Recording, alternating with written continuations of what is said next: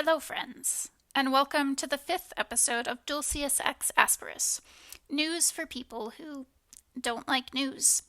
Who am I? I'm just a girl, trying to remember when many little people, in many little places, do many little things, and then the whole world changes. But sometimes, not fast enough for me. Those are lyrics from Michael Franti's Gloria, if you're curious. I'll add that to the playlist. It's the new year, so I went looking for a spot of good news, and there actually was some. The New York Times dug beyond the crime statistics released by the FBI to get a more comprehensive look at crime in 300 major cities. And what they found was encouraging. Across the board, violent crime has been decreasing. You might be a little incredulous given the rhetoric we've been hearing on social media and from some politicians.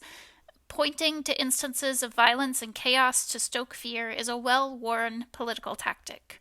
I wish I could give you the link to this, but I think you have to be a subscriber. Let's get back to those political tactics. During the recent campaign, Trump attacked Minnesota Governor and Vice Presidential candidate Tim Walz for not responding strongly enough to the civil unrest following George Floyd's murder. Ironic considering that Trump privately praised Walz at the time. Anyway, in 2023, there was a quote-unquote documentary claiming that the trial over the murder of George Floyd was rigged against Derek Chauvin. Basically, the documentary wants you to believe all the protests were much ado about nothing. It's worth diving a little deeper on this topic. Why did the events in Minneapolis resonate nationally?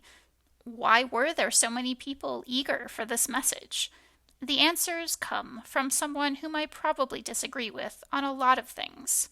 Here's what one supporter said about why he fell for the fall of Minneapolis's claims. He outlines how the documentary's minimization of racial inequality and critiques of the same people he critiqued led him to sympathize with the narrative because of his own preconceptions.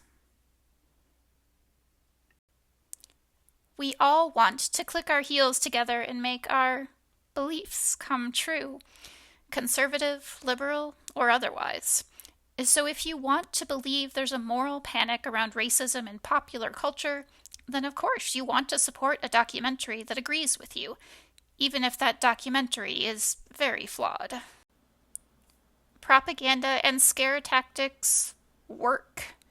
A relatively small number of dedicated voices can change the direction of a conversation.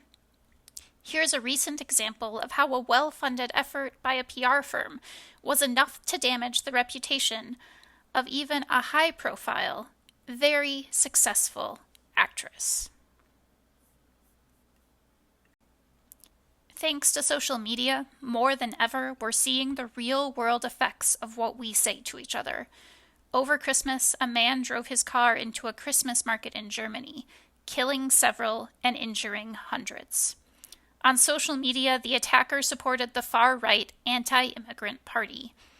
Not too long ago, these anti-immigrant parties were considered fringe political movements. But thanks to support from some powerful people, these parties have been gaining ground. Here's another case of anti-immigrant violence closer to home. President-elect Trump's language tying immigrants to crime has direct consequences.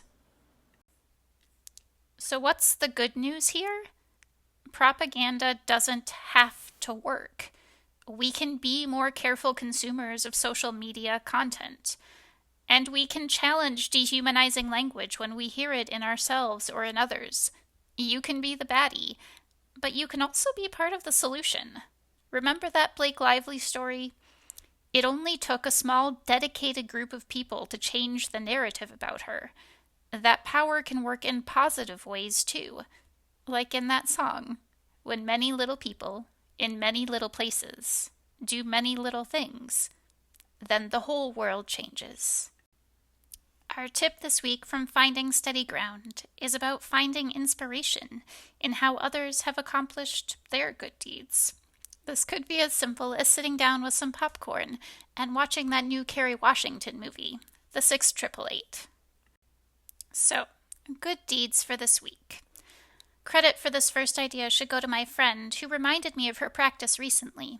Once a month, she sends a thank you to someone in her life. These texts brighten my day every single time. It's an easy, simple way to practice gratitude and give someone else a lift.